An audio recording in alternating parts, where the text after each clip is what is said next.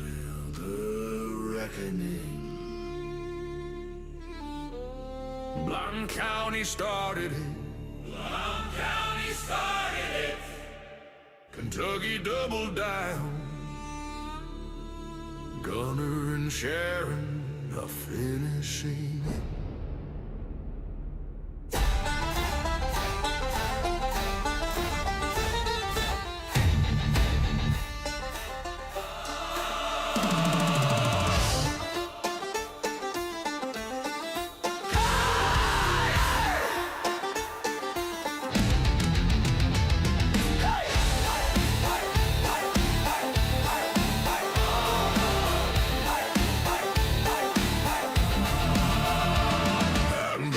Shadows where the black bears roam. They kicked in Gunner's door trying to steal his home. No war, no crime, just badges and a grin. But they forgot one thing, mountain men don't bend. He looked him in the eyes and said, you just signed your fate.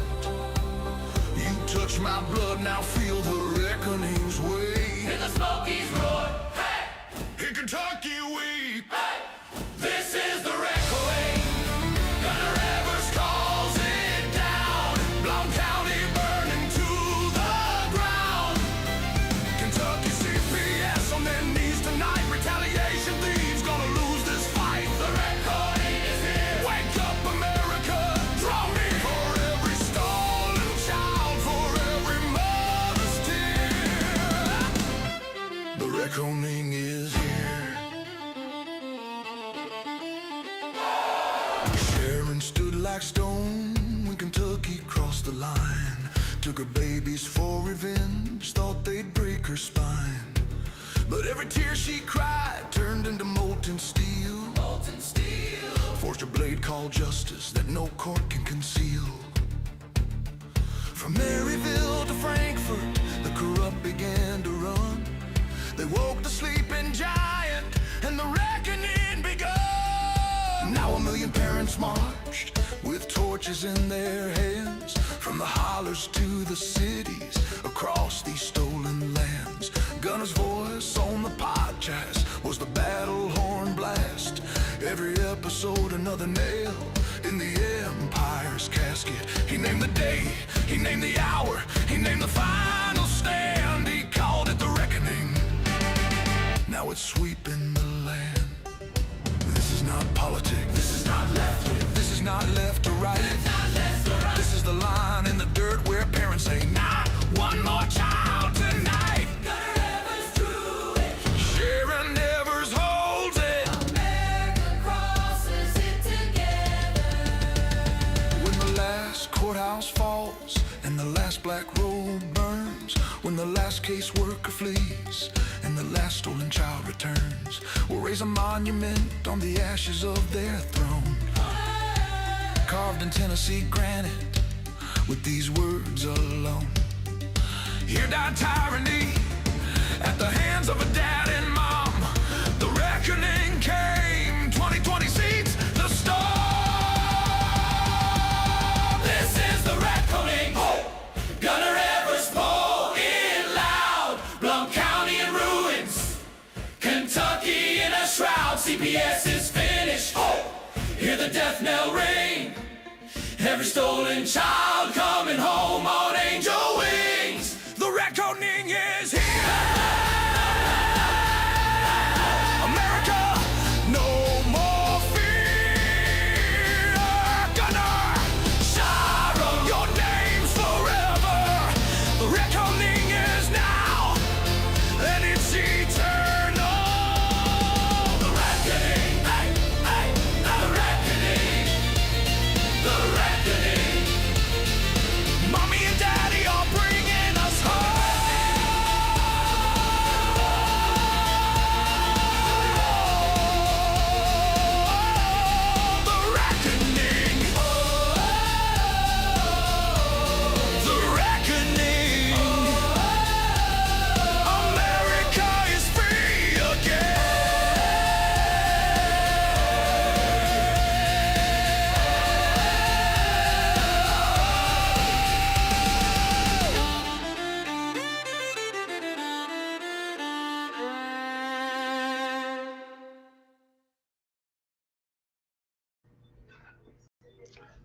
Well, who are we going to piss off today with our knowledge and education that we share with you? Hi, welcome to Gunning for CPS. I'm your host, Gunner. Um, Glad to have you guys this evening. I do apologize for last week. Once again, um, I do have to deal with congestive heart failure. As you guys know, implant, which sometimes I get short of breath. And so doing these shows, I even struggle through some of these shows, but it's one of those things for a short period of time, for say an hour or so, that you take and join me as we share this information. I do the best I can with what I have. Um, just shortness of breath, so on and so forth, to where just doing these shows is actually a good accomplishment. Getting that information there. I obviously can't, run 100 miles, get extremely winded to the mailbox. So when it's time to rest, sometimes it's good to just listen to your body and rest and recoup a little bit. And, like I said, weather's changing, so on and so forth. Spring is here. So, of course, break out all your allergy medications and everything else that everybody uses, or if you use honey and some of the other natural things out there that combat the allergies of the wonderful thing we have the spring, where new life or life regenerates itself again, begins to rise up. I know with a lot of the darkness, everybody that's been going through, um, even in my own personal life, and like I said, the struggles that we've had going forth on things, we've got just a quick update in the case, the Rule 60, which, if you're not familiar with that, which is basically on fraud. It also does 6005, but due to my health condition, I was unable to meet some of the deadlines. But it's a 6005 in the state of Tennessee, which also mimics the federal rules of civil procedure on fraud and how those things are handled. And it's a unique section of the code, and it's found in every state, if you guys don't know. Um, that actually take and tell you if your case is so bad, constitutional rights violations, there's a those things, well, you have so much time to appeal, or this and that. There's no statute of limitation on constitutional rights, or to appeal under those things, matter of fact. But make sure you make those arguments clear, or there are things under the 60.05. Once again, I could document everything with my medical records. But they took advantage of that. And once again, they prey on all sorts. Those that are, strong, and then all of a sudden something happens this week, and they're trying to fight. And like I said, they have nothing better to do than kick people when they're down, because they sure as hell don't do their job. But the mass amount of corruption that I've seen, and I've lived in this part of East Tennessee for almost 20 years, or right around 20 years. And it's not the same town. It's not the place that I came to for peace and quiet, to live this particular way of life, to be left alone. And I have watched greed, money, and the push for progress to make more money just consume my, where I live. And it's sad. And with that money comes greed, corruption, people that just want more and more. It's never enough. And others that have power. Now, I know we're coming up on an election year um, in our particular county for certain things, as well as across the state, and everybody's out campaigning and campaigning hard. If you don't know, Marsha Blackburn obviously running for that. We have Monty Fritz. Monty Fritz is, and this isn't the unfair advantages. I'm telling you about this corruption and how it goes to the top. And this is what we expose and we educate you. See, under the rules under Tennessee, if you're a sitting senator or congressman, something like that in the state, you are forbidden from fundraising. But if you're a U.S. congressman or senator, oh no, you can raise as much money as you want. And this is the unfair advantage, to where this is not equal. And to be honest, if I was Monty Fritz, and if that became a big issue, which obviously it is, he's limited on funds and fundraising. He has to do it all out of his pocket. And that's pretty crappy, or other people pay for it. It's not a donation. Hey, we just want to sponsor you. No cash, as some of these others get.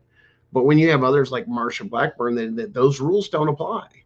And that's one thing I think, especially in Tennessee, that needs to go both ways, especially when you have people that have been served locally, we'll say, for example, then ended up getting a Senate seat or a congressional seat in the U.S. Senate, in the U.S. House or Senate, that the same rules should apply to them as it does those that serve in the state, because the role that's coming up is governor, and there's a lot of things in there that, yes, we should have term limits. We should have a lot of these other things, which all of you, I'm sure, agree with this. And this is one thing that, to be honest, our founding fathers actually screwed up in some ways, but they didn't change it. But actually, if you go back and look at the history, the congressmen and senators never got a salary. They only got a per diem, which was phenomenal.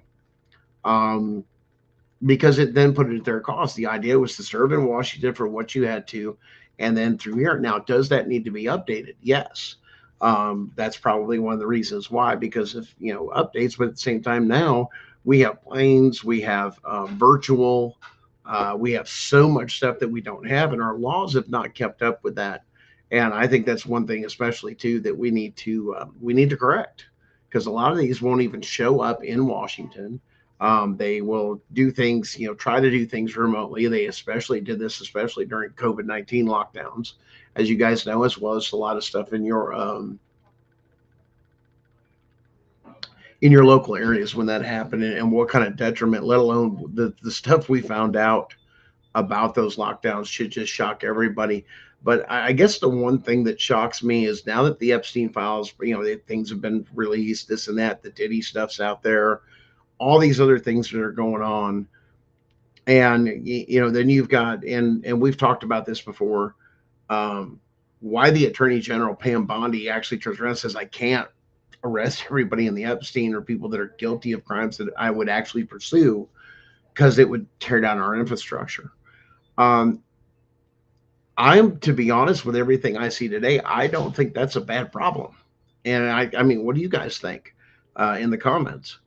You guys are awful quiet tonight, but give me your thoughts in the comments. I mean, do you think we should just let it down? I mean, me personally, burn it down. Let's make a bunch of corrections of stuff we know is wrong. Number two, let's clean this up and make sure that every state code, every state statute, every policy, procedure, so on and so forth, both in the federal government and in the state government, is constitutional. Because here's what I'm going to tell you, and this is looking at, and I've looked at a couple states, it would strip away a very large chunk of powers they have delegated themselves that are not even constitutional. Now, we've talked about it once again, and I know a lot of people say, well, Article 3, Section 2, Clause 2 of the United States Constitution specifically says that any matter where the state is a party, that means your state, your home state, in any of its sub-departments, government office, local government even, so on and so forth, that the Supreme Court will have original jurisdiction. Now, there's been the Younger Doctrine, there's been the Rooker versus Feldman, but you can't change what's in the Constitution. It's never been amended, and the wording is exceptionally clear.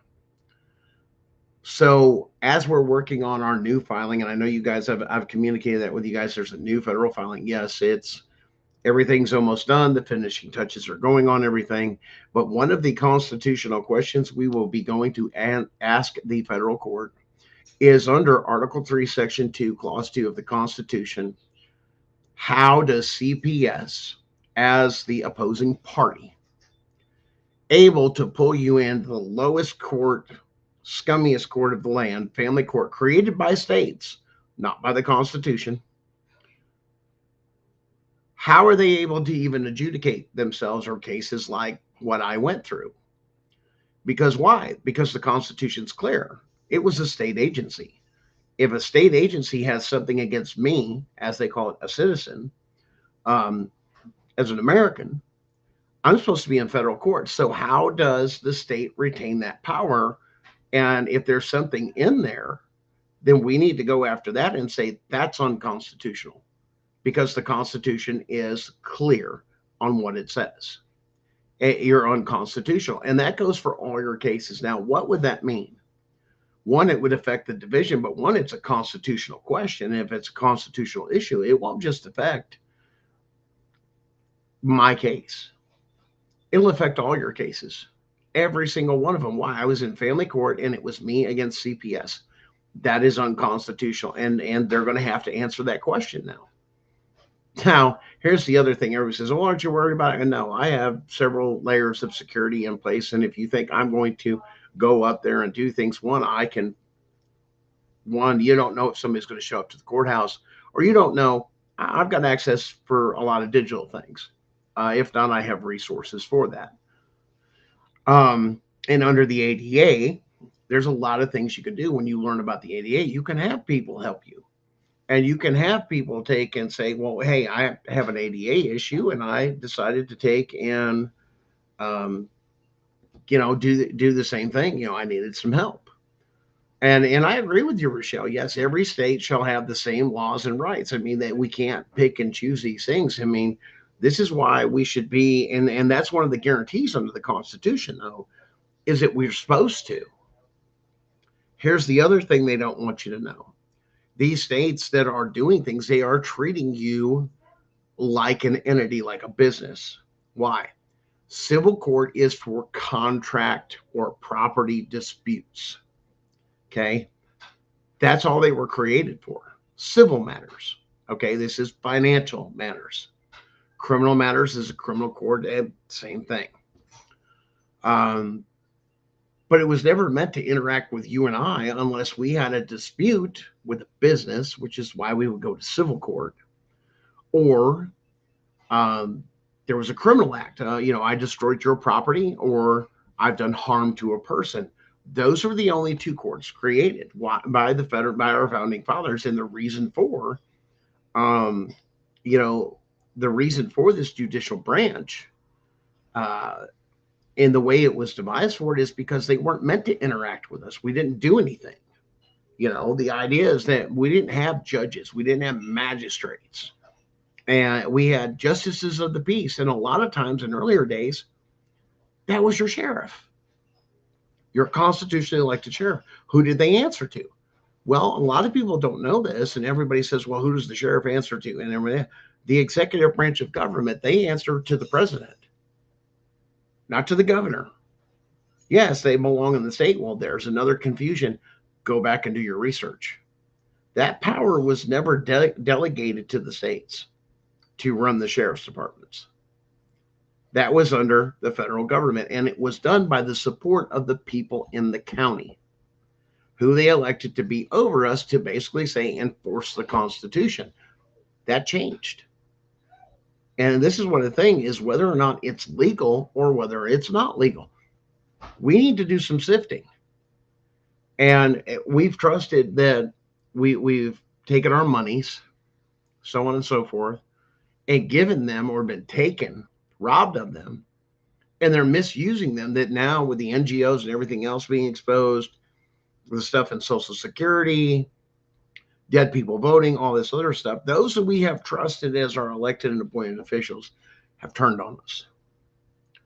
And it's not a question of whether or not they have, because the evidence says they have.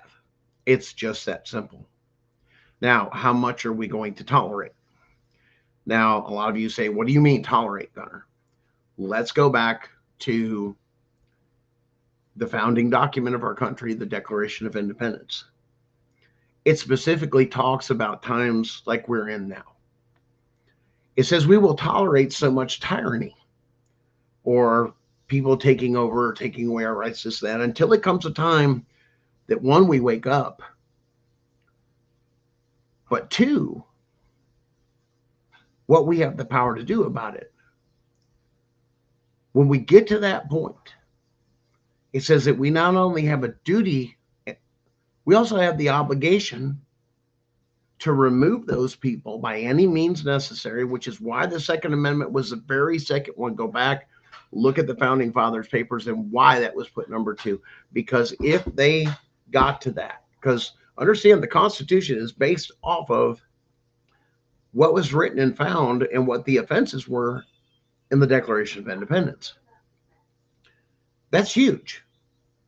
And when you realize that the Constitution is a contract written by we the people for those that would serve in power or government that we trust to make certain decisions on our behalf. Well, that's not happening anymore. Why? Because they're disconnected. They have no clue. We're not sending Joe, John, and Jim Bob that, they have their own private business and they're going back and forth just like they serve on some of your local committees, a couple of nights a week, this and that. That's the same thing that they would do. Business owners, just, people that were political speakers, good speakers, sometimes ministers or, missionaries or this, hey, I'm speaking for this. And you say, why missionary that? Why? Because there's a lot of stuff in our earlier time. There was only 13 colonies. And then we started adding states. And that's where the history comes in. And everybody's like, well, I didn't know that. I go, I know. Now you see the other problem, public education. It has failed us tremendously. I'm sorry to say that. And people say, well, I'm a teacher. I'm this, I'm that. I'm glad. But you got to understand, we have had so much going on. And you talk about the corruption. Let's talk about the corruption. Well, I don't have to talk about the corruption here. Let's watch a video together. This will blow your mind. If you're from Georgia, or if you know somebody from Georgia, go watch this, pay attention, write it down, get your pen and paper next to you, write it down who this person is, and they can go watch the full video on it once again. And this is going to blow your mind, but watch this here. You're going to love this one. There were no valid federal elections in Georgia since 2002, confirmed in federal court. And it's not just in Georgia either. There is a law sitting in the United States Code since 1899, never amended, it was never repealed. And it says federal votes must be cast one of 2 ways: hand-marked paper ballots or a mechanical lever machine, And then it says this: any votes cast any other way are of no effect, void and gone, like they never happened. Every state that took federal money after 2002 and switched to electronic systems, which is almost all of the states, have been running elections outside the only 2 methods Congress ever authorized. For over 20 years, your vote, your parents' vote, your neighbor's vote, legally void every single time. And nobody in government caught it, or nobody wanted to catch it, put it that way. Here's what makes me proud. A United States veteran named Sarah Thompson didn't wait for a politician, didn't wait for a news anchor. She walked into federal court herself as a private citizen and put it on record. She contacted Georgia's own audit office and asked one simple question: show me where you check compliance with the foundational federal election law. The written answer: we have no such records. The auditors never even checked the law that made everything legal or void. Sarah Thompson checked it for them. And now it's in front of a federal judge. The government has to answer. They can't ignore it. They can't bury it either. And it's on the record, and it's not going away anytime soon. But here's the thing. Sarah Thompson is one person, one veteran, one citizen who decided that responsibility was not someone else's job. And the reason this fight has a chance is because people like her exist. The reason it might actually force change is because people like you decided to stand behind her. This is exactly what Take America Back is built for. We don't just talk about what's broken. We train the people who fix it. Citizen servant leaders who show up in courtrooms, in precincts, in school boards, in city halls, and do what nobody else will do. Responsibility is the seed of leadership. And right now, that seed needs some water. So please go to jointab.us and become a sponsor. Buy the book. Obviously, we're not advertising for them, but the man has a point. There's something that has been on the books that says when you went away from the machines. Now, listen, I'm old enough to remember the old manual machines, and they had to be inspected and certified by a certain technician. And it was, once again, it was a job. Nobody, and they rotated all the time. And then they had somebody come back and double check them quietly to make sure these machines were not tampered with. And they were secured. Now, understand that was a time a while ago, but That means all these digital votings and everything else, and when they took and they upgraded, Congress never authorized the change of that. That means all these federal elections, and your state's probably got the same machines, the digital. Excuse me. That means your votes didn't count. They're all null and void. And if this goes through, there's been no legal elections. Uh-oh. What does that mean? That could possibly mean all the way back to probably Clinton. I believe it was around that era when they started doing those switches. From Clinton forward as presidents, I want you to listen to me. Because if this goes through, this is a huge thing. And you're hearing it here first because they haven't connected the dots. Those presidencies and everybody elected, even in Congress and the Senate, is now null and void.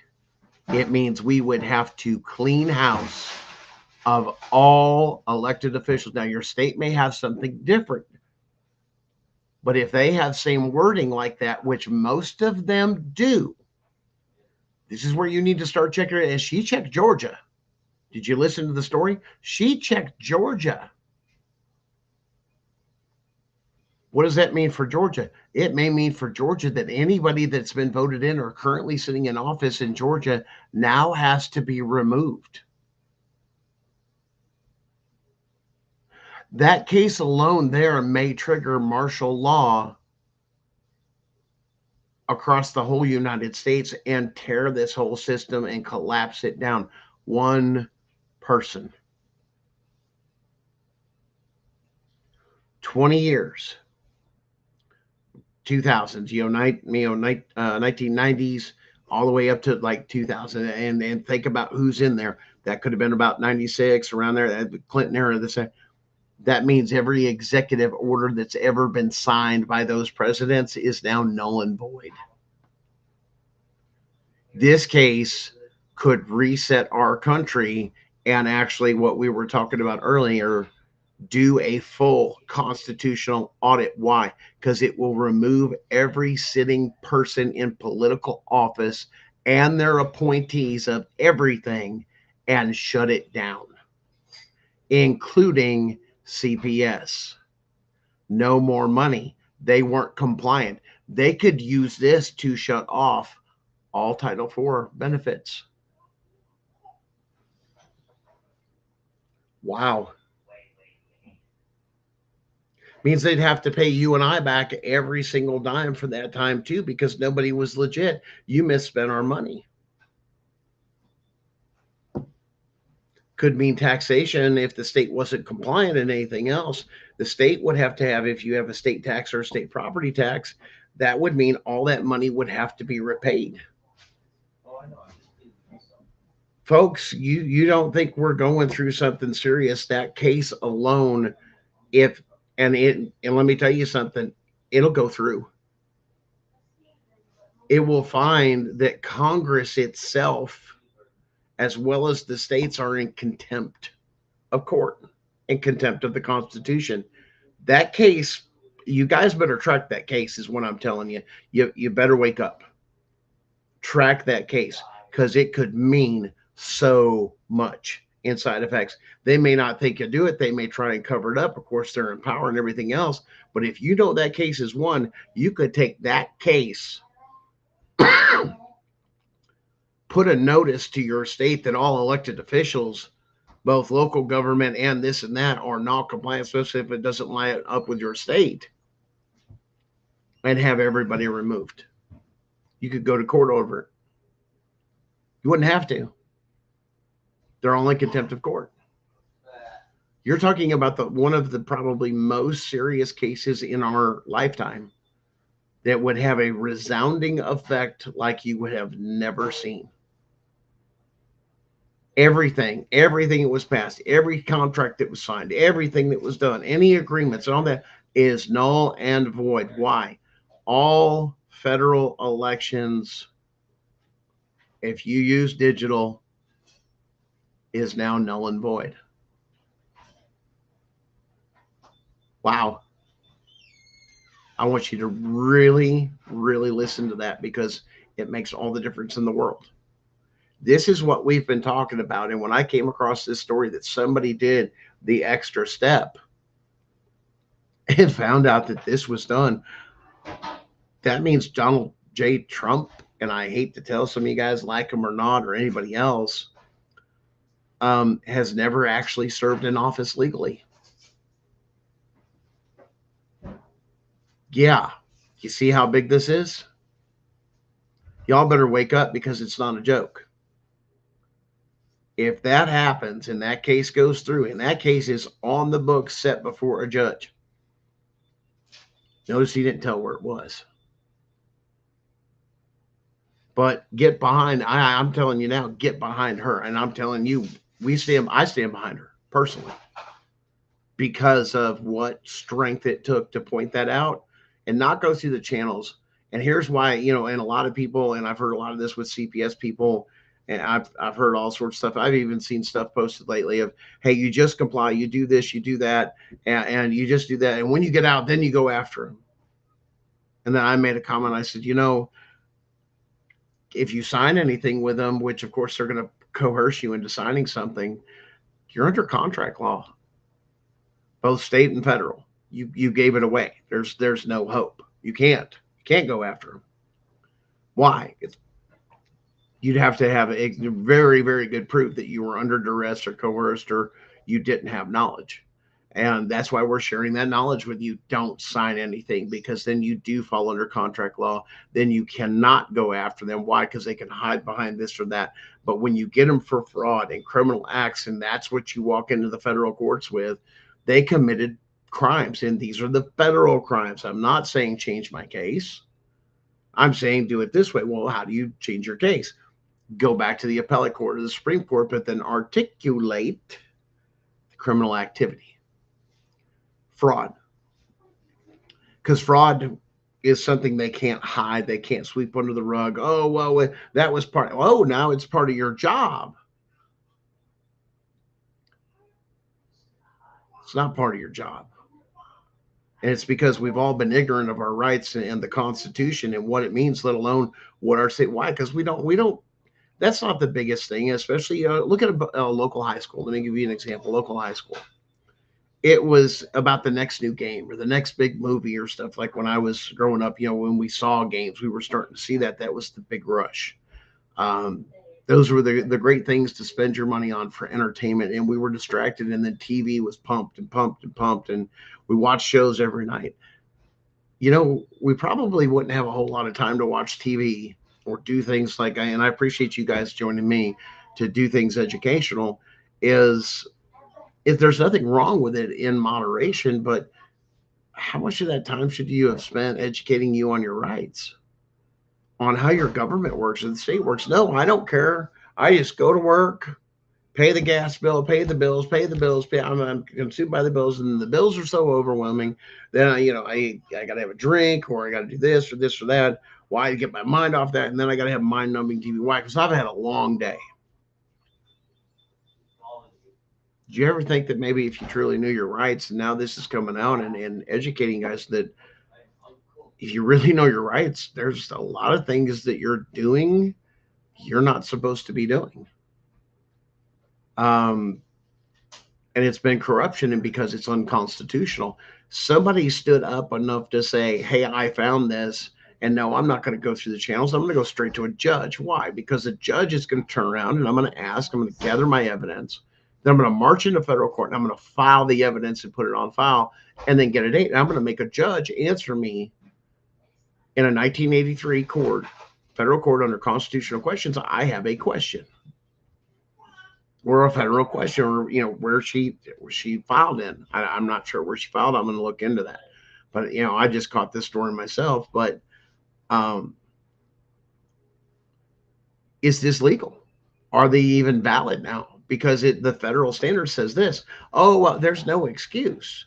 See, there is no bending to these things, and so on and so forth. These statutes, these codes, is that they're there. See, this is the scary stuff. I bet you anything, when I go to look at it, I'm going to probably dig through it a little bit deeper and go, when did this become digital?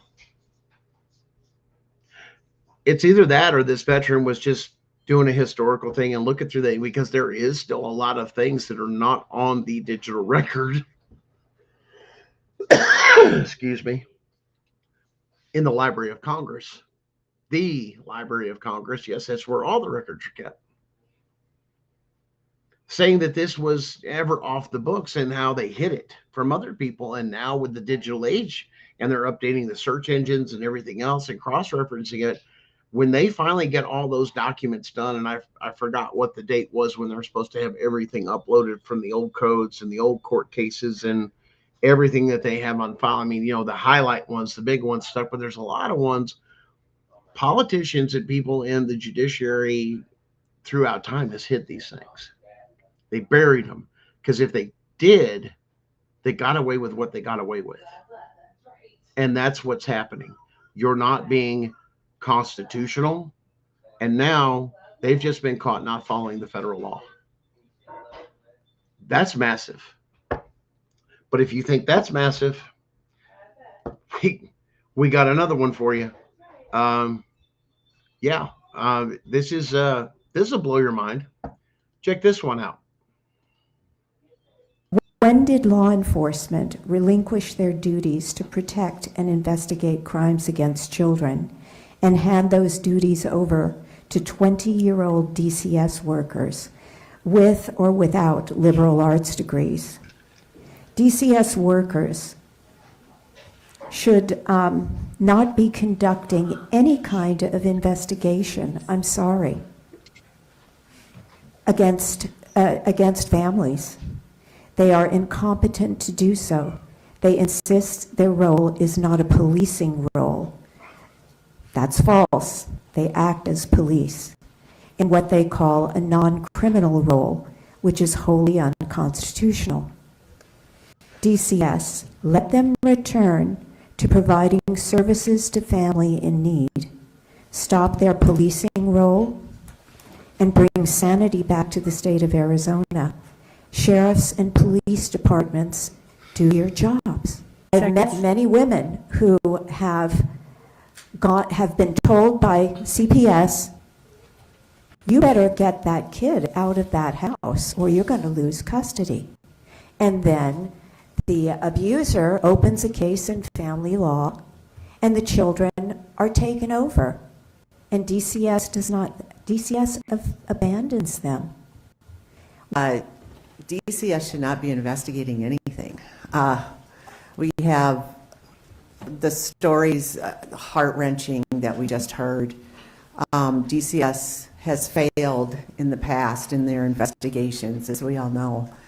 And for this bill to go through and this gives DCS more investigative authority, and they're not capable of what they have now going as far as investigations. Investigations should be left up to Department of Public Safety, the Office of Child Welfare Investigators, which both of those already exist, so it's not like we're inventing the wheel to get some forensic, trained, real investigators in there to, investigate at the beginning of an investigation, follow it through to the end. My child is not. Okay, one right there. I will tell you one thing that I do not agree with is the forensic interviews, and this is why. A forensic interview is theoretical. Things that possibly or should or we know it's possibly going to happen. It's all suggestive. It's all hearsay. There is a big difference between a forensic interview and a factual interview, and there's a reason CPS chose a forensic interview. It's not saying that something could happen or something that has happened. That's not the point of the creation of it. It's to basically give law enforcement the concept of where to look or possibly look for evidence for criminal charges. And after that, it's supposed to end. But CPS says we're letting too many people go and we can make money. And we can take this to civil court where the very stringent things that with the methodology, the things that we have to prove, the bar, if you will, that has been set to go forward with a criminal case, that we can't meet them at all. So let's take it back to the civil court where those thresholds are completely lower. But once again, by each state doing this, that's going to be one of the things that's going to be questioned is, what about Article 3, Section 2, Clause 2? Because I can't face the state or a state agency. That's federal court jurisdiction, not family court. Well, who created this and gave them that power? The states did. So not only have the states not been compliant with federal elections and illegally certifying votes that have not been done to the federal standard, you're also going to the fact that you're in a courtroom that you're not even supposed to be in with CPS, and that would stop the child trafficking immediately. Why? It's supposed to be in criminal court because the charges of child abuse and child neglect, if they're truly found, are criminal charges. They are found in the criminal code. The problem you guys need to look at too is look at your state's constitution. We went in, if you're in Tennessee, it's Article 1, Section 14. It says you can't be convicted of a crime using criminal code is what that means, using criminal code. You can't use a criminal code against somebody unless they've been presented, indicted, or impeached. Those three things. That was never done. And this has probably happened in your case. Now you have extringent fraud. Go find it. Quote it in your case for your appeal. Quote it in the stuff that you've got if this is the circumstances that turn it around. Why? Because your state can't do it, nor can CPS hold you to those standards if you haven't committed a criminal act. And get somebody to understand it and say, hey, well, here's the thing. They accused me of child abuse. They accused me of that. Okay, run that code and ask whether or not, or find out whether or not that's a civil code or criminal code. Because if it's a criminal code, you should have been in criminal court. Bottom line. But they're getting away with it because people don't know this information. That's why. That's why. That is scary. What do you, this is crazy. Why? Why? I mean, and that's what it comes down to. Now, you're saying, well, Gunner, this hasn't been going on too long and this, that. Oh, no. It got worse because of the federal elections. Our votes weren't really, counted. And everybody says, well, that doesn't, it's the Electoral College. Now, none of the votes counted. How can the Electoral College cast a vote if its popular vote isn't even countable? They have a 0-0. They can't vote either way. But even the Electoral College missed it. But it's been going on so long. Why? Well, let's go to the Obama administration. And if you guys don't follow this guy or don't take and look up some of his YouTubes for education, I highly recommend this. This guy is awesome. I've seen a couple of his other videos. Some people, oh, well, he's just, state sovereign. He explains a whole lot. Even if you're not a sovereign type person, he gives you enough to think about and points out about all the corruption and how they're doing things they shouldn't be doing constitutionally as well. Check it out. What if I was to tell you that one of the companies in Washington that attorney set up is a medical coding research company? What if I told you Obamacare was set up for one reason and one reason only, and that's to traffic children?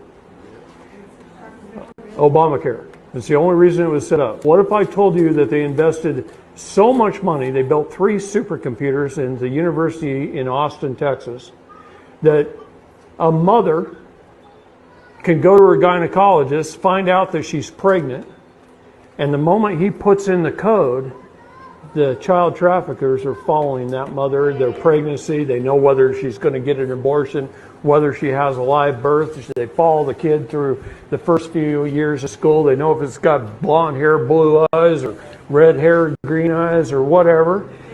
And what if they got blood type, DNA, all your medical records? So Obamacare coding system removed doctor-patient confidentiality from the United States and the world. Don't think it just happened here. It happened all over the world in every United Nations country when that was passed. We started it. So it's a 5-digit coding system with over 80,000 codes. We call it medical kidnapping in this country. I have parents that have walked into Phoenix Children's Hospital, and they can be up there talking to their doctor. Their doctor writes stuff down in his notes. He hands it to the medical coding expert in his office. She takes it, she puts it in the computer. CPS and the Superior Court of Arizona leases space in the basement of the hospital. A red flag pops up on the CPS agent's computer down there. She has every medical record, the home address, the parent's name, everything. She can cut, paste, put it on her documents, an order to remove, walk it next door to the judge, have him sign it, get in the elevator, be upstairs within 5 minutes taking the child. On what ground? Whatever they want to think up. Medical. Yeah, I heard they lease space in every hospital. they do. Every hospital. Yeah, every hospital. The courts and CPS, every major hospital in the United States, they lease space. But let me tell you something. I'll tell you what they've told me. They told me all the evidence that we've turned in the last 3 years, it could take the military as long as 10 years just to take care of it. There's not enough people to even take care of it. Sweetheart, I'm going to tell you there is. And we have a lot of help right now. And we haven't had that help for that long. And I don't really want to talk too much about it, except one-on-one in private maybe. I'll show you some things. Okay? But we have a lot of help right now.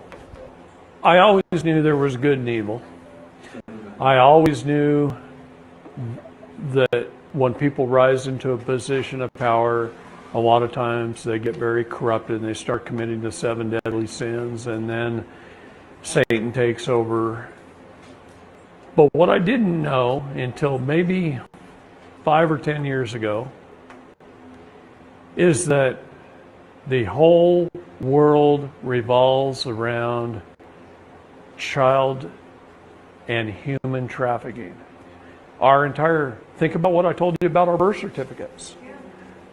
We're being bought and sold legally to fund governments all over the world. This is why they can afford to be so bloated, to have agencies. They're only supposed to provide us with 19 essential governmental services and no more. They're providing us with 6,000 and forcing us at gunpoint to pay for it. But they're also using our trafficked selves, our trusts, to fund that. Here's one thing about good and evil, both. They both have to disclose ahead of time. That's the universal nature of law. They have to disclose it. And it's been disclosed for a long time. But we just never noticed. We don't pay attention. That's right. We didn't know what No. to look for. Plus, it's like a puzzle. Okay? Yeah. They throw away the box top, Yeah. and then they put one piece here, and Yeah. one piece here, and one piece.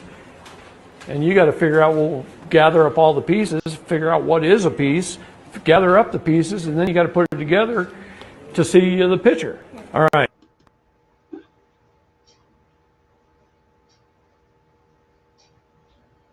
Yeah, that's not a new video. That guy was considered a conspiracy theorist when he was coming up with all this other stuff, and now we are seeing the full fruition. Everything he said was true. Why do we bring this stuff up? Why?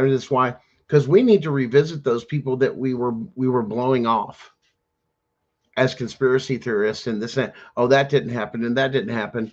Or we would hear about JFK being shot. And oh, it just wasn't a lone gunman. There was this guy, he was a great shot, and this, that, from the clock tower. Now it's true. Our own government killed a president. We got to really think about that for a minute. And I think that's where America's at, is that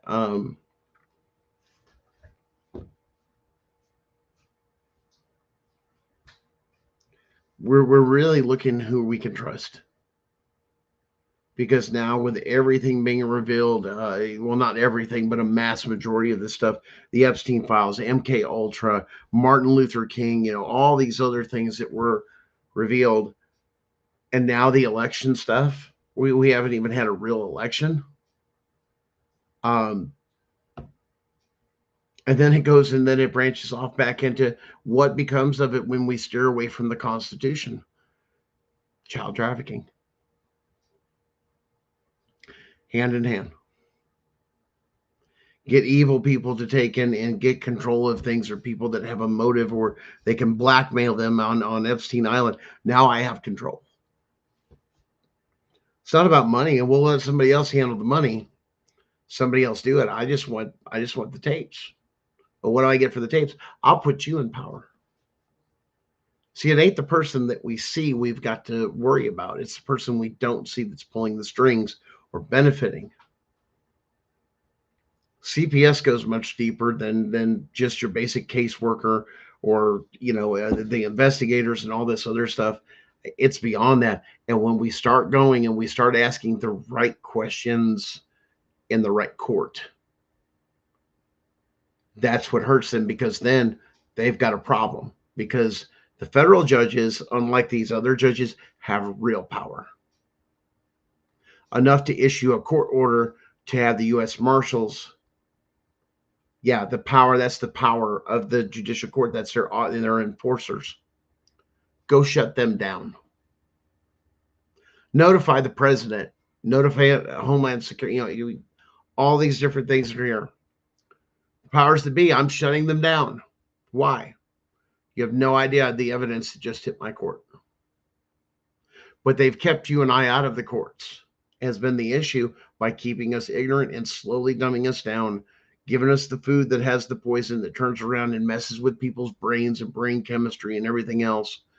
And, I've seen people over the years that it was almost like a tradition going to fast food places and this and that, let alone we'll say the cursed M, or the number 3, we'll call it, and watch those people do that and then get sick.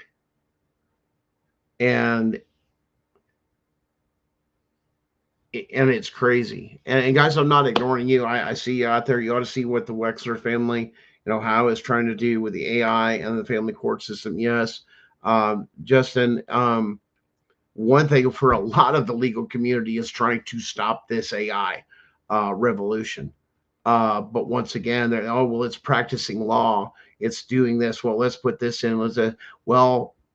Okay, well, you have a basic system. What you build from there is your thing, but having something already put together and selling it, that's a whole nother thing. But it's funny that all the libraries and some of the other ones of these big law places, they go out there, hey, we've got our own AI and it's designed just for the law, and they're giving them to lawyers.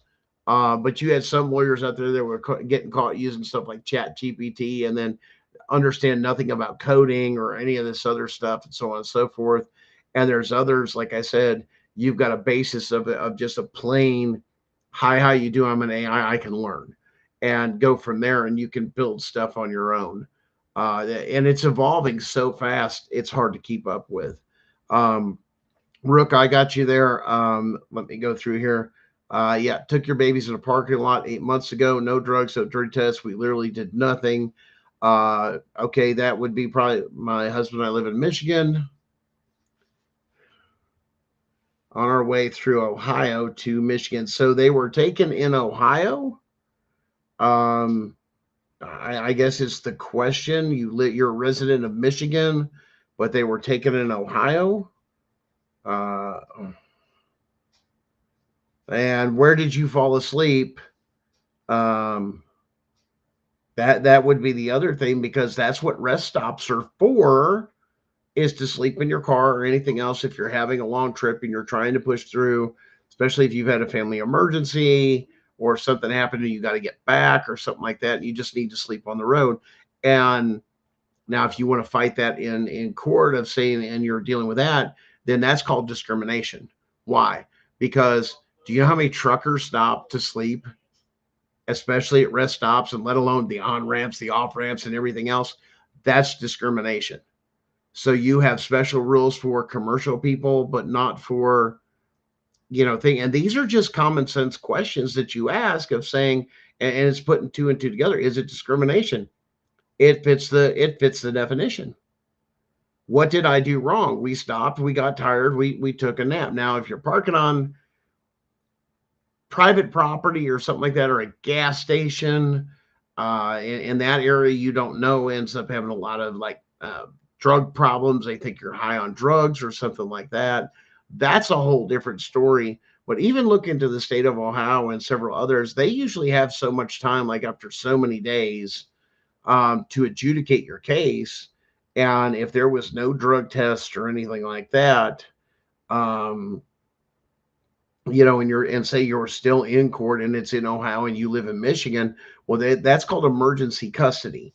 And there's different rules. Well, the other issue is you're from a home state, so there might be something you could look into, and you gotta, do your research on it or talk to a specialist about what's called the UCCJEA. In other words, your home state is here, but another state did this here. Well, you got to have permission because they're considered a resident of this state. So that's something you actually take to a federal court of saying, there's no crime, there's no reason to take it, there's no drug test, there's no this, and I'm a resident of another state. Now you have, and this is where some people will get in there. This is where some of those state sovereign people get to that. Why? I'm not a resident of your state. You don't have jurisdiction over me. See, my license says here. We now have a jurisdictional question or issue. Get your butt into federal court. And the reason I tell you get into federal court under 1983, and this is not telling you to do this. This is telling you it's the only one that has jurisdiction. You can't ask your state to do something they're going to get away with. You have to go to the federal court and say, is this legal? They did this with no crime and then stole my children because I was visiting another state and I was traveling through and there was no crimes. There was no criminal act. Nobody was in danger. We were all in the car. The doors were locked. Was it cold? Yeah, but it was warm. The car was on. This one was sleeping. This one was over here. We were all just kind of taking a nap. And if you say, I can't do that, then why don't you come over here about midnight, 1 o'clock in the morning, and look at all these truckers lined up through here at this rest area or other areas they pay for, like at truck stops. They have places that they can park or they'll allow them to park.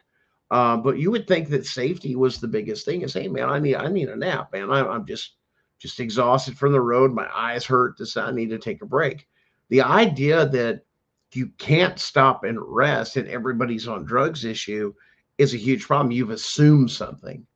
You assumed I was living out of my car. No, we're traveling. I'm taking a nap and I'm going to push on. I just need a couple hours sleep and my eyes are real heavy.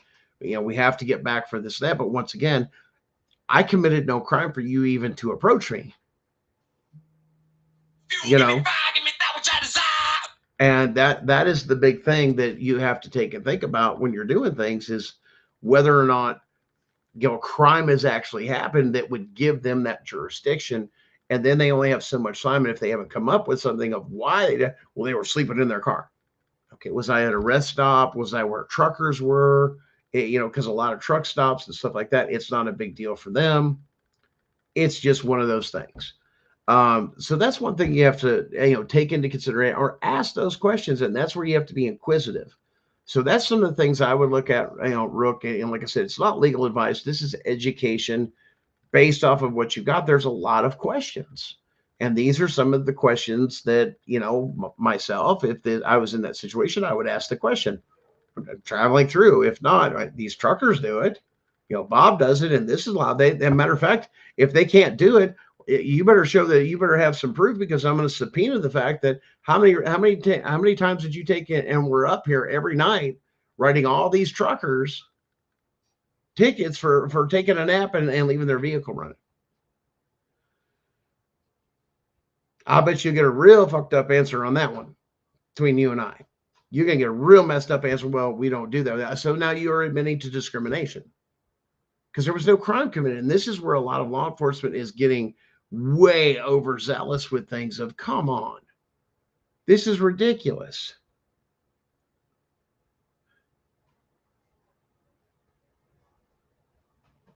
Well, like I said, if you've got that stuff, Rook, I would take that. Like I said, there's something called the UCCJEA that a lot of people won't talk about, and that's whether or not they have jurisdiction. If they say the kids had to be in harm's way, one, and if they're not doing that, then you have the opportunity. Like I said, there's several things you can do. A mandamus. There's several different type of writs that you can file at any time, even if you're in the middle of your family court case or bullshit you're going through. File it in the appellate court of that state. And then ask the question. And like I said, then you can do what's called a constitutional question to the court.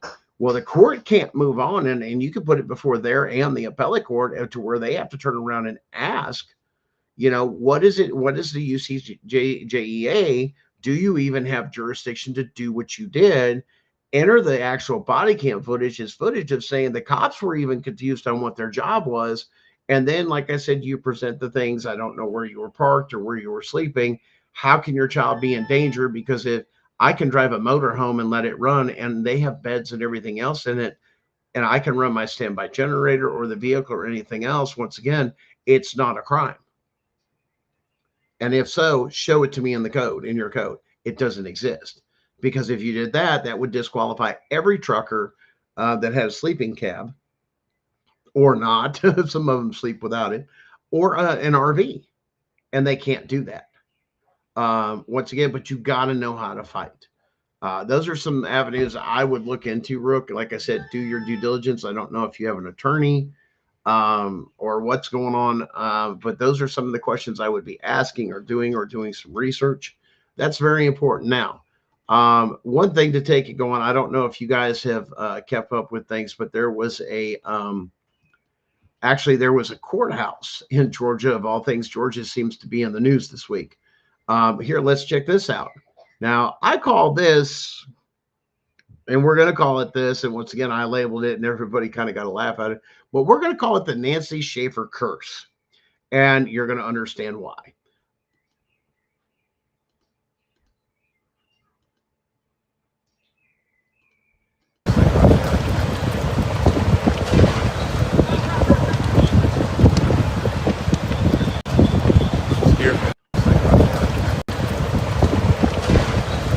Oh yeah, there we go, up close and personal. Here. That, ladies and gentlemen, is a historic Georgia courthouse. Now, my person did not get back to me, but there was scuttlebutt that turned around and said that that possibility was the older courthouse that was used as the juvenile or the family courthouse. The newer one, I believe, from my understanding, from what little bit we got, it didn't get by my one source that was supposed to get back to me in time. Say whether or not there was a new one just down the road from that. And like I said, that's why that was called the historic one, and it was still used. The Nancy Schaefer curse. I mean, if it was a family court and this and that, and it burnt down, like I said, I don't believe the fire department has released the cause of that fire. But once again, guys, it's all coming to a head here real soon. And like I said, it's absolutely crazy with what's going down. And I mean, like I said, pay attention, keep your head on a swivel. Why? Because it's changing and changing so fast and so dramatically in our world with everything that's going on. Federal elections are now null and void if you're using digital. Federal law never come off the books. You should have had handwritten or a machine. Everybody's punching screens, and then they were worried about what? All that corruption in the voting machines that were all digital. Well, guess what? None of it matters now because it's all getting thrown out anyway, is what's going to end up happening in this court. I mean, I'm not trying to tell you the future, but it's pretty cut and dry. I would really like to see the judges, and I'll be following that case myself, because that's cut and dry, the same way as Article 3, Section 2, Clause 2 is. If I've got a case against the state, if the state is the opposing side or a division of the state, Department of Children and Family Services, you're supposed to be in federal court. Why do I have this? Well, the state said, state don't make the law and you have to follow the Constitution. See, once again, as we said, even with this other thing with voting, you're not following the Constitution and federal laws. You've now been called out, and now you go to the federal courthouse and you get them to say, is this true? Am I right? Am I wrong?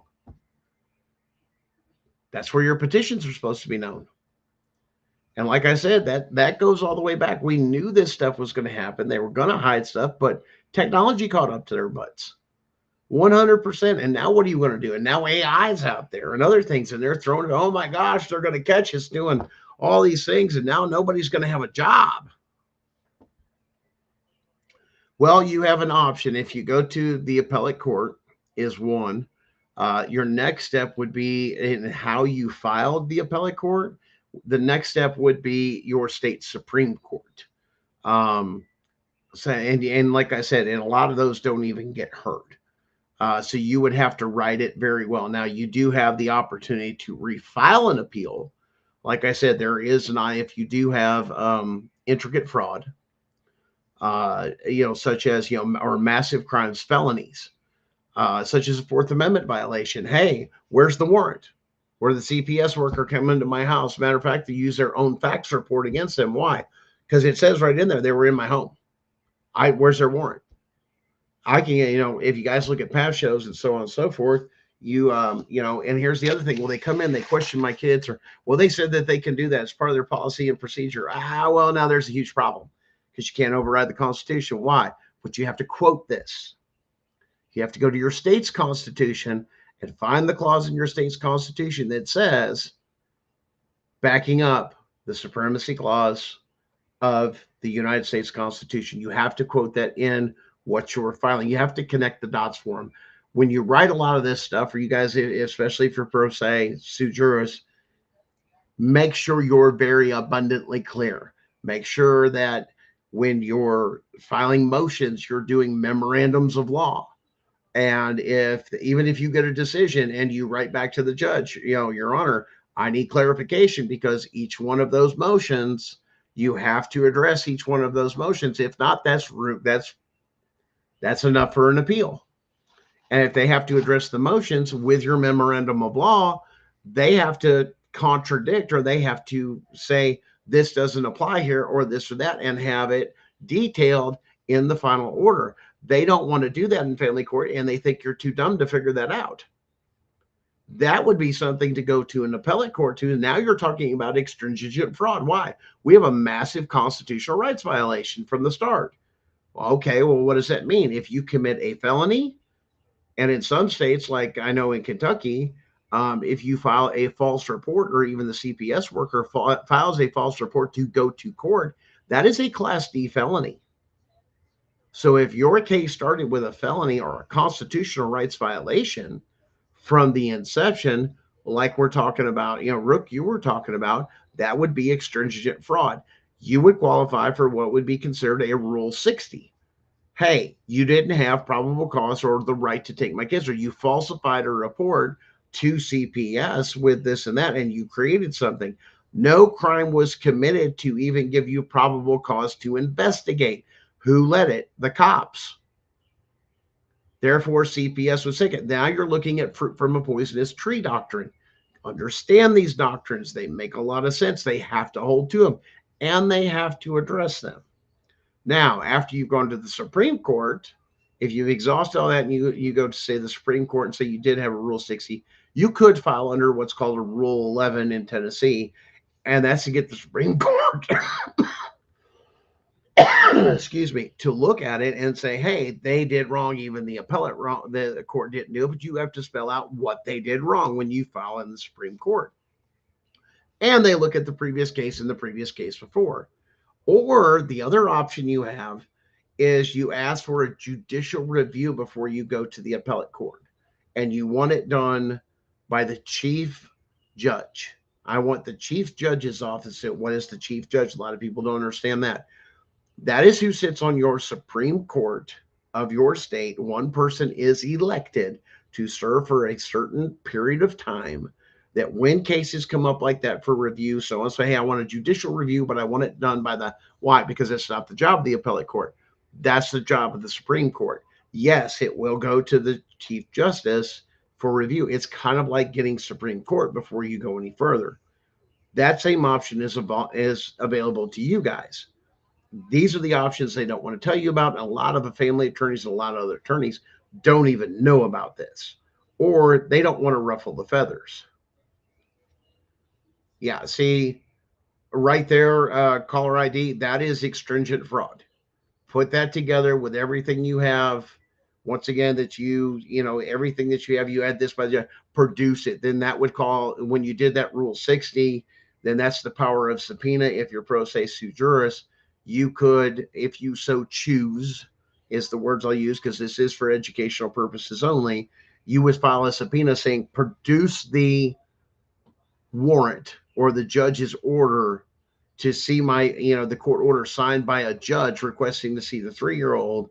And then if she came in the house, that's a different warrant. You should have had a warrant to come in the house. That family court judge doesn't have the power. The only judges that have the power to do a warrant, you can look it up and confirm it, is an Article 3 judge. Your family court judges are not.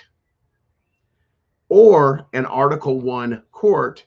Specifically, in other words, by name, I give this judge certain amount of power for a certain amount of time. These are for special investigations and stuff like that, or committees or whatever, the judicial committees or whatever the powers to do this. We're going to give that to you. We're going to assign an Article 1 judge to you, and they have a certain amount of power to do this. But once that mission's over, that power goes away. Well, you started from then. Once after that, that's where, like I said, no caller ID, fruit from a poisonous tree. Look into that doctrine. You can't commit a crime from the beginning and continue making more crimes and basing it off the first one. You got to stop. It's rotten from the core. That's what we're saying. Fruit from a poisonous tree.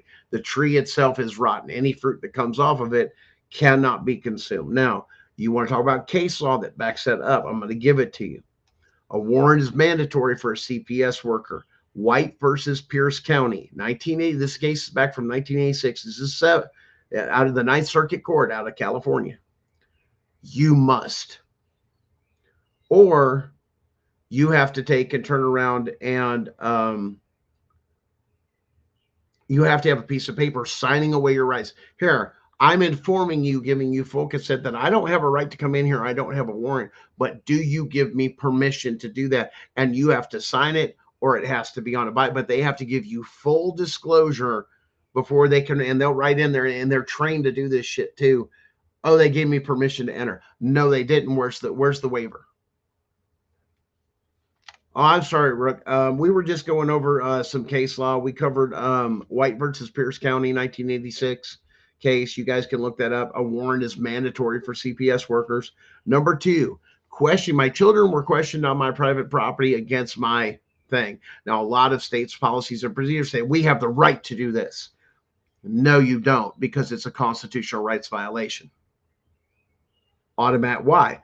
Well, let me tell you why. Doe et al., like a doe, like a deer, et al., or et al., which is, once again, that's, to everybody after that, versus Heck, Heck, et al. This case is from 2011. And this is in the 2003 U.S. Plexus. You can find it in there. Questioning any person, adult, kid, anything else, is seizure under the seizure part of the Fourth Amendment, is seizure under the Fourth Amendment. So can a CPS worker enter my house and question my children without a warrant? No. No, they cannot.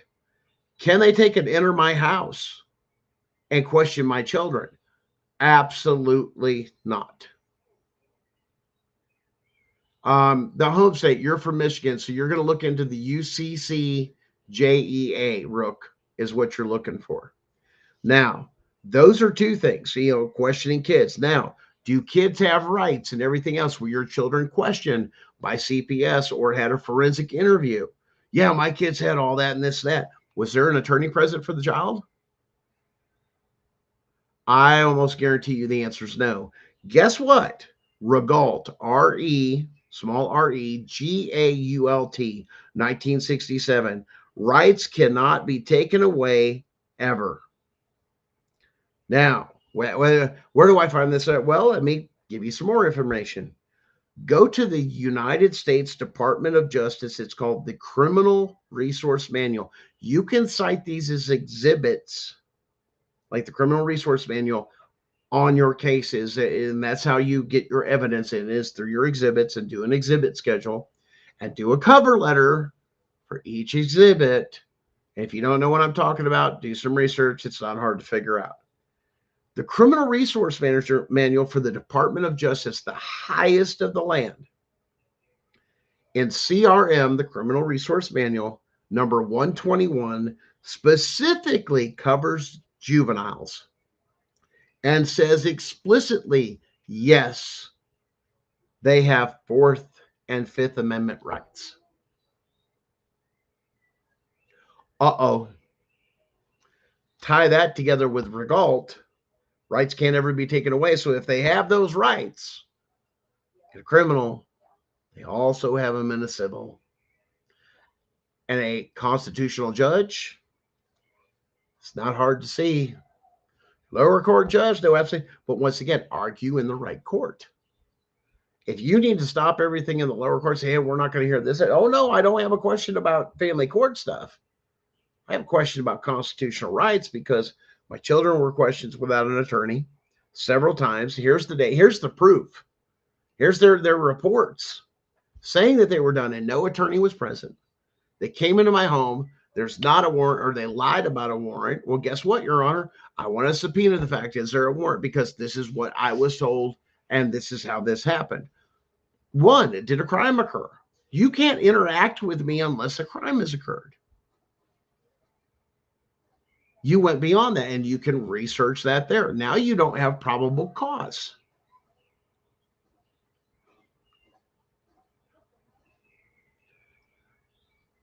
Did a forensic interview on your children on that Saturday. Okay, and they were, well, once again, did they have an attorney? That's something you pull the forensic interviewer. Like I said, this is how you win this. You pull the forensic interview. Was there an attorney present for my children during their questioning? Well, no, there was a cop and a CPS worker. Oh, no. My child has Fifth Amendment rights. And when I was considered, once again, the protector of those rights as the parent, you took that from them. Those child have rights. Where was the attorney? Not a guardian ad litem. They have a right to an attorney immediately. Why? Here's the case law. You screwed up. Go put that on the record and let them chew on it. And when they don't do anything about it, that's a criminal act. That's a constitutional rights violation. Boom. Now that's where your mandamuses and your writs and everything else. Hey, we're going to go for dismissal. Why? Kids weren't have this. And here's the reason why. Here's the stuff to back it up. That's what you got to file. Stuff like that, quoting the case law, saying in the resource, making the connect the dots and say, basically put them on notice. If I don't get a favorable decision or a true constitutional decision, I will elevate this. And you don't even have to do it to the higher court. You can stop and say, you can put it into the lower court and they must deal with it. They have to freeze everything. But you propose or you file what's called a constitutional question doctrine. And look it up, and then you ask these questions. Hey, if no warrant was present, where's this? Where's that? All those other things. And each case is different, man. You guys know your cases. You got to fit the pieces together. It's like the puzzle he was talking about. Fit the pieces together. You got the edge pieces. You got the border. Just start working and seeing what fits and how it pertains to you. And for somebody else to argue your case or anything else, it's kind of like that old saying. Nobody fights harder than a person that's fighting for their homeland. Learn the stuff you have to. If you have to take leave, once again, take a motion for leave. Yeah, or your kid's gone or this. Yeah, but take the time to educate yourself. Hey, I need leave. Why? To educate. Why? I'm doing pro se. You guys have been practicing. I'm at a disadvantage. I need this. Well, we're going to assign you an attorney. No, I don't want an attorney. I don't have to have an attorney. I just need time to catch up on this and file the appropriate paperwork. And you start filing things and you get them together and then you start putting these on. Okay, now I feel I'm competent and I'm up to speed on everything that's going on. We can proceed. But then you've got a whole nother problem. But that's where you got to bust your butt.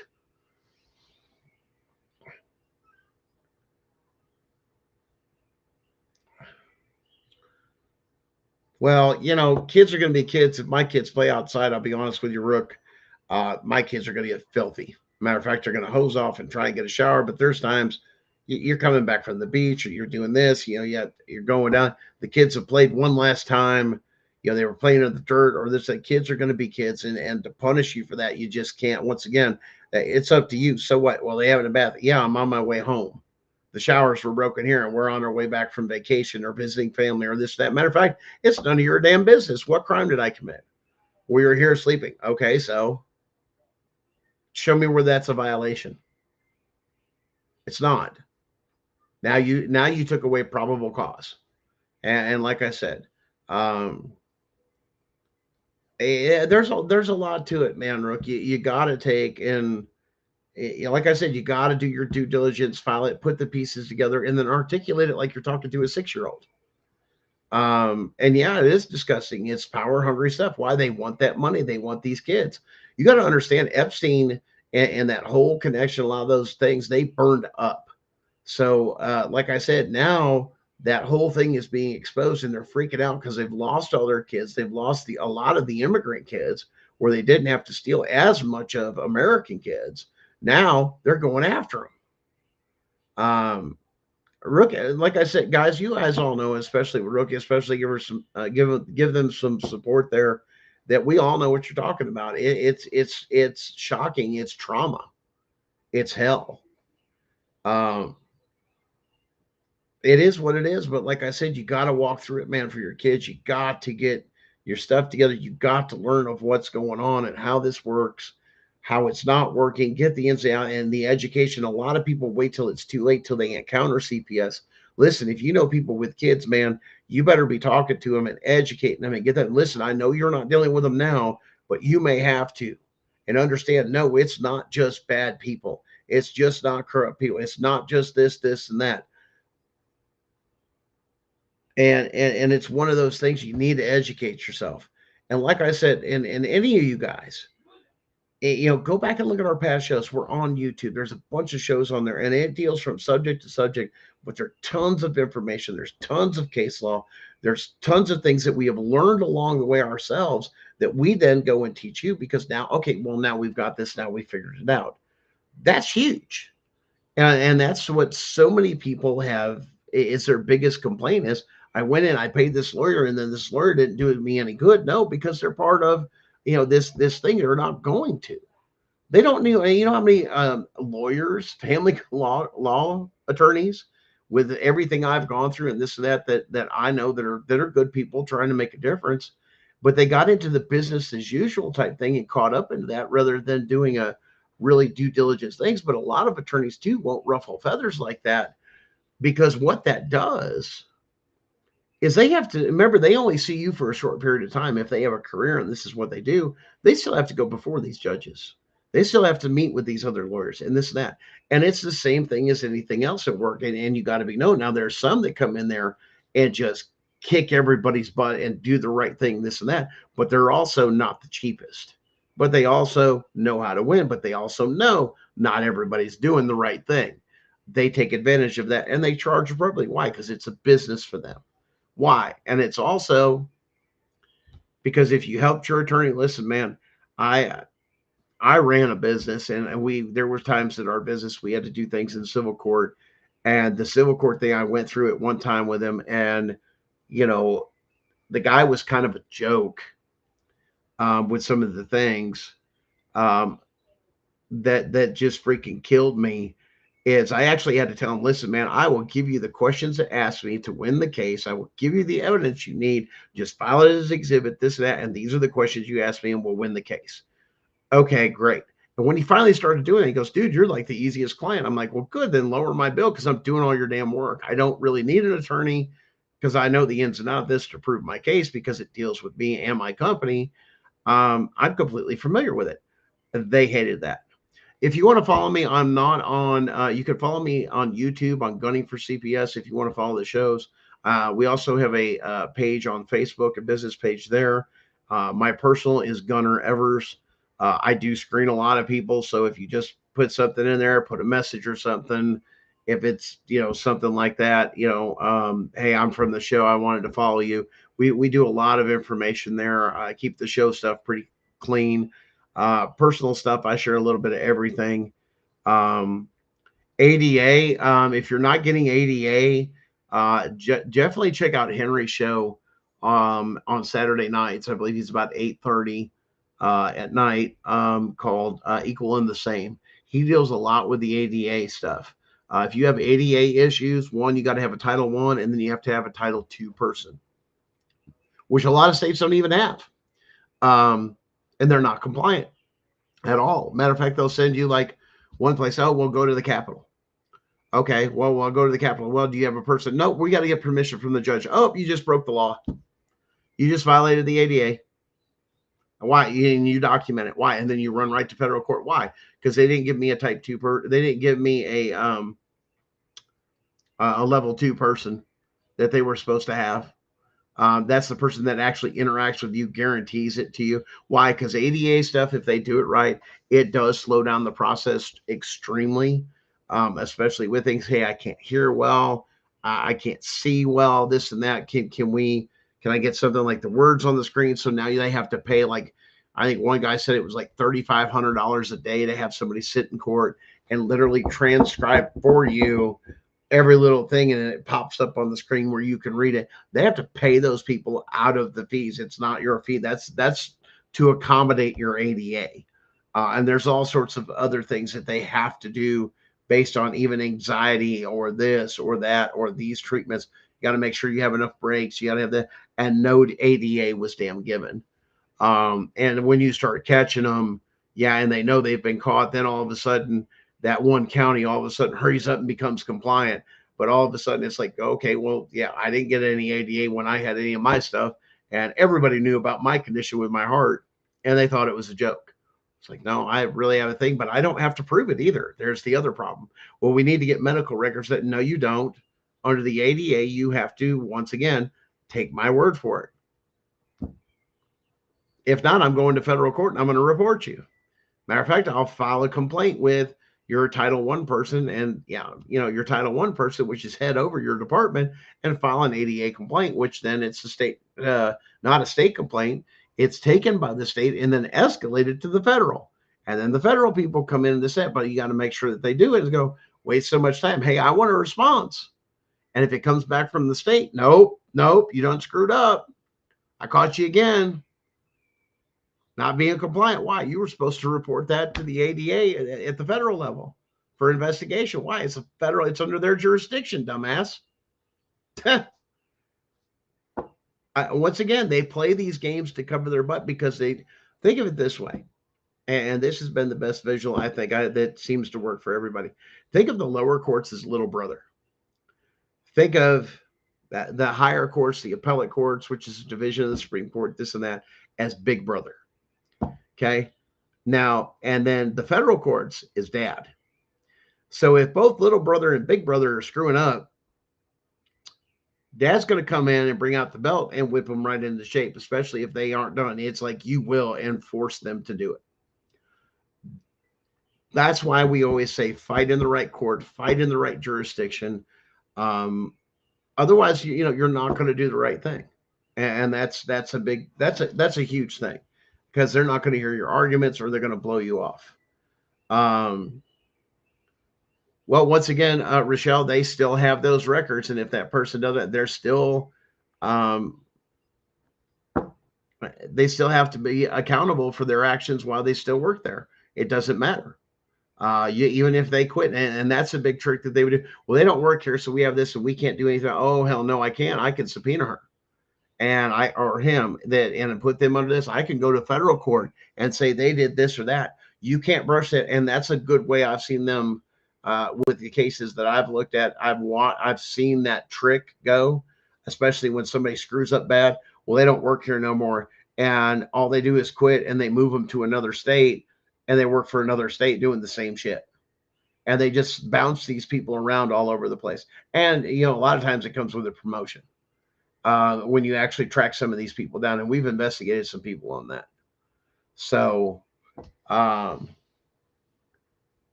but you guys have a good night, and we'll catch you again next week. And like I said, keep things going with what you got, and keep studying, keep looking around, pay attention to what's going on, and keep it real and get some rest. We'll catch you again next week, guys.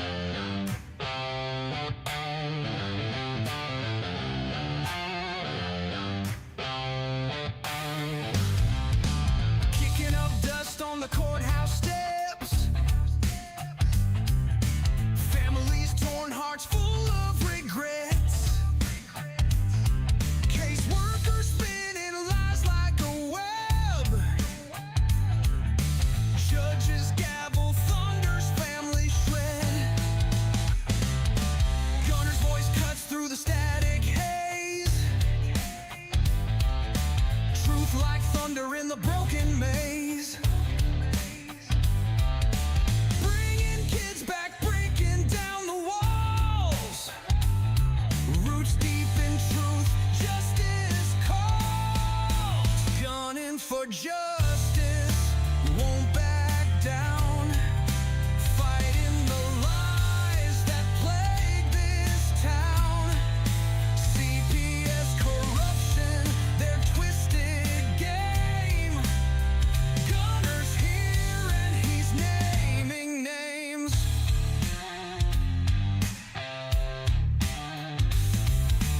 Children cry, held by the flicker of hope. Parents grasping onto fraying rope. The system feeds on power and greed, but truth is the weapon these families need. The fight's not fair, the battle burns hot. Gunner won't stop, he's giving all he's got for the families lost against the tide. Justice is his banner, truth is his guide. Gunning for justice, won't back down. Fighting the lies that plague this town. CPS corruption, their twisted game. Gunner's here and he's naming names.